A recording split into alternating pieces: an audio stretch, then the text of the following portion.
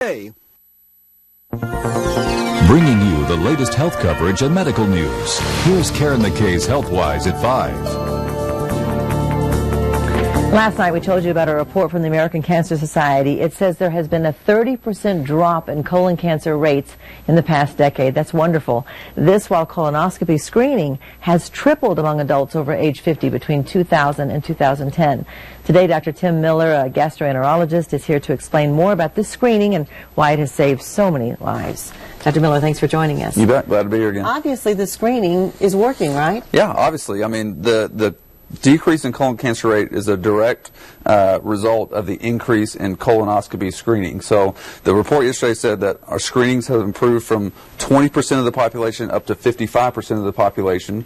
So that's over 50% of the people are getting screened, with a goal of 80% at least to get screened, and that has decreased the rate of colon cancer by 30%. So it's a direct correlation with how more people are getting colonoscopies. I hear a lot of people, my sister included, put this off because they don't want to drink that stuff. Right. So hasn't that improved over the years? Tell us what the options are now. Right. So you can't avoid the bowel preparation and colonoscopy. You have to do it because you have to get the colon clean so I can see the walls of the colon the next day during the procedure. So that the prep it's just a necessary part of the procedure, but it has improved. And so there's a bunch of different types of preps that people can give. The one that I give uses a laxative called magnesium citrate, which is just a 10-ounce bottle, less than a Coke can. Drink 2 of those the night before the test, and that cleans you out. You have to be on a liquid diet the day before the test, a couple laxative pills at lunch, and then 2 small bottles of liquid laxative.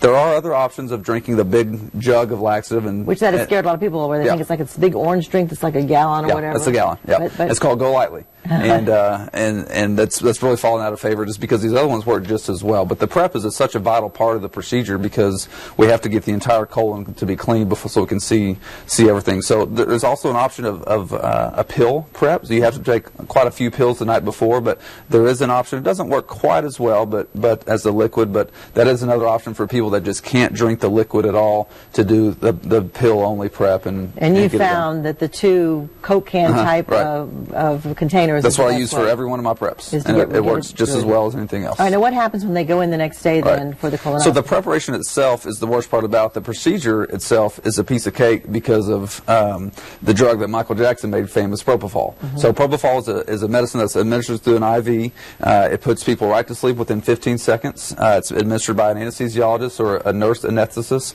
and literally you fall completely asleep, do not feel a thing during the procedure. And that's really what makes the procedure so easy. You just snooze right through it. Painful when you wake up? No. Okay. I mean, sometimes a little bit of cramping, but really not painful. And the bottom line is you can save lives by identifying polyps and removing them. Yep, remove polyps, which turn into cancer. We take those out during the procedure, and then that's how we prevent cancer. Recommended for everyone to get screened starting age 50.